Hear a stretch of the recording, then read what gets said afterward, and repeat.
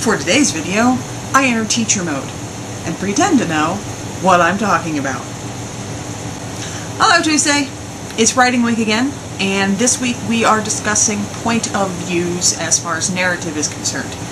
This week we decided to do it a little bit differently in that we each have chosen a specific point of view to discuss. I will be discussing third-person point of view, subjective and limited. Third-person point of views can be useful in stories in which you want or need to tell the story from more than one character's perspective.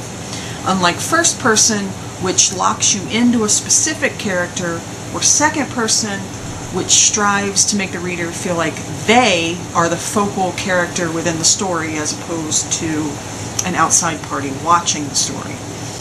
Third-person perspectives also allow you to explore and develop the story using emotions as well as facts.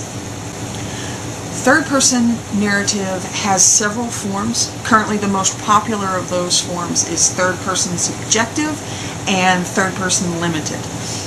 Third-person subjective and limited point of view narration gives the reader the details of the story through a specific character or characters' thoughts and feelings, as if they were sitting on the character's shoulder.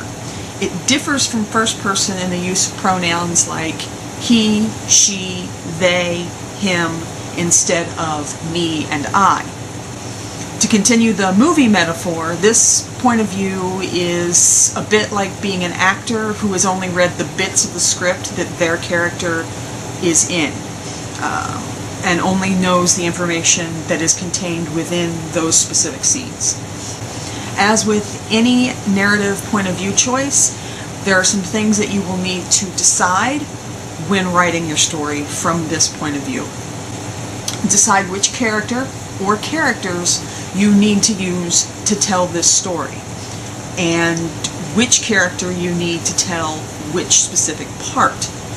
If you're using subjective third-person point of view for more than one character, it's important that you make the transition from character to character smooth, while at the same time making it clear that the character you're using has changed. This will help keep the reader from being jarred out of the narrative with the switch. Some good places to do this character view change are chapter to chapter, or time jumps within chapters. It's also important to make sure that you're not narrating the story with more than one character at a time. You don't want to confuse your readers or yourself. Third-person limited POV is much the same as its subjective counterpart, but it keeps the focus of the narration on only one character throughout the story. A good way to decide the best point of view to use, no matter which one, is to sit down and on paper or in your head start to write a scene from the story. Don't think about it too much, and then after a couple of paragraphs review what you've written. What are the pronouns that you used, and what other point of view characteristics are present in the bit that you've written. And as always, no matter what you're writing, watch your tenses.